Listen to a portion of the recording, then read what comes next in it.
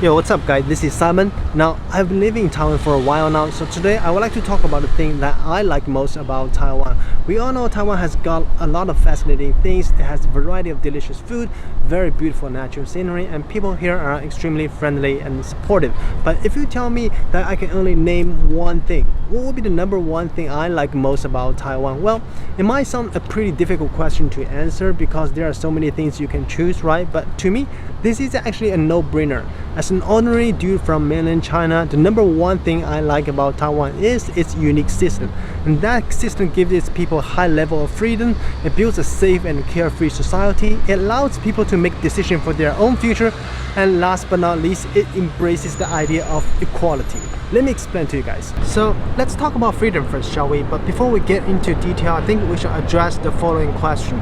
That is, what do I mean by freedom? I know people may have very different definitions of freedom, right? Some people may think freedom means they can do whatever the heck they want and no one bothers them, such as riding a scooter during the middle of a day while getting terribly drunk, or having the ability to tear down any kinds of posters. Others may consider freedom as chaos and lack of order. To me, freedom could also mean a lot of things, but most importantly, I think freedom is being able to think and share our ideas freely. So under that definition, Taiwan is probably one of the freest places in Asia. Here, people are allowed to have their own opinions about almost anything, and they can share them with whoever they want. First of all, Taiwan doesn't have a lot of restriction when it comes to publication, which means they will be able to share different ideas and values through books, films, newspaper, music, and even games. Second of all, there's very little censorship on the internet, so they can discuss all kinds of topics without concerning that their message or account get deleted. And if someone really feels his voice needs to be heard by the public, he can even organize a peaceful protest. In Taiwan, people are allowed to have different views and values. The government won't spend all its mighty power to quash different voices and make sure all its citizens have the right ideology, because there is no right ideology. And let's talk about safety, shall we?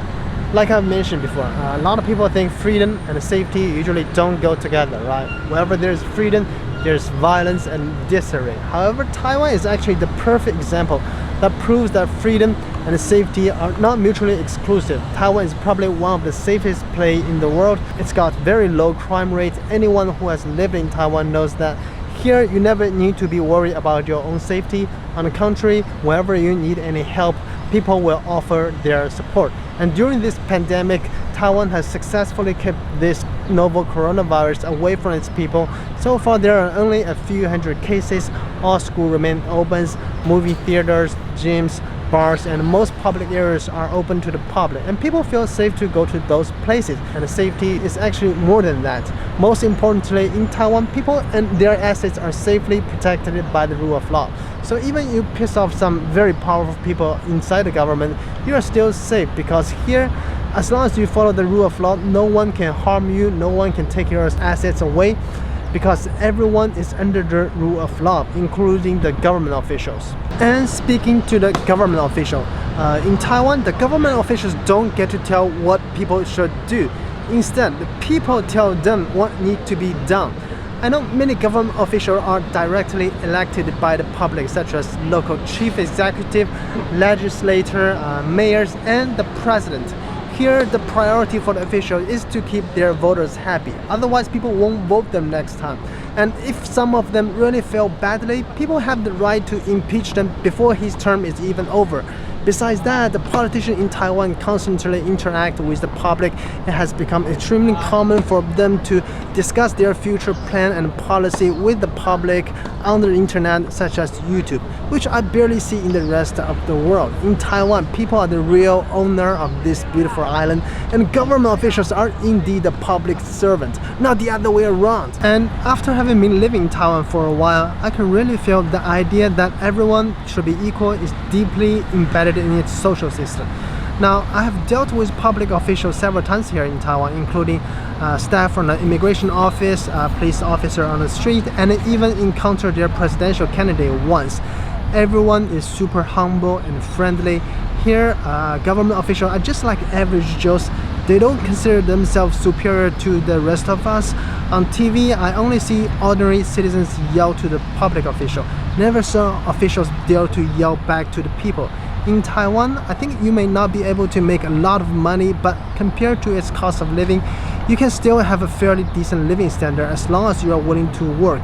And Taiwan has its world-leading universal healthcare system, which allows its people to pay very little when they go to see the doctor. So even the poorest family in the poorest region will be able to get proper treatment just like others from those rich areas. Now, I know Taiwan got a lot of fascinating things, but I think this free, safe, engaging and relatively equal system is the backbone of Taiwan. It's also the foundation that creates many other great features.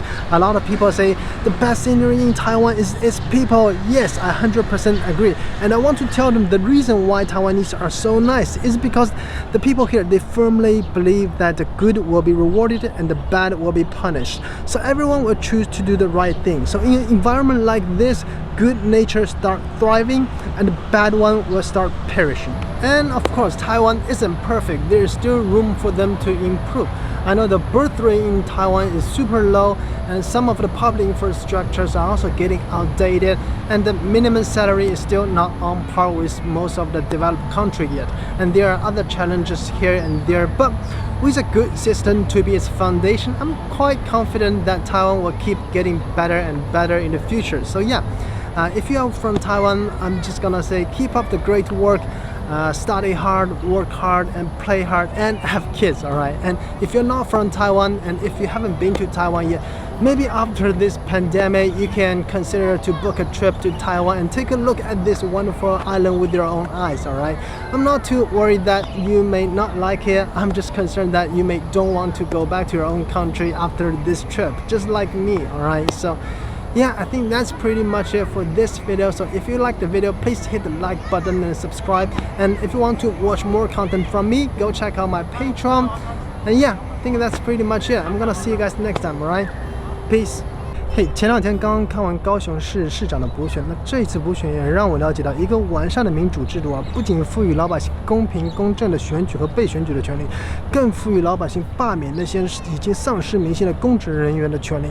在台湾呢，也住了2个多月的时间，真的让我体会到民主、自由、平等、法治不再是口号，它是真真切切可以在华人社会当中实现的。感谢台湾，台湾加油！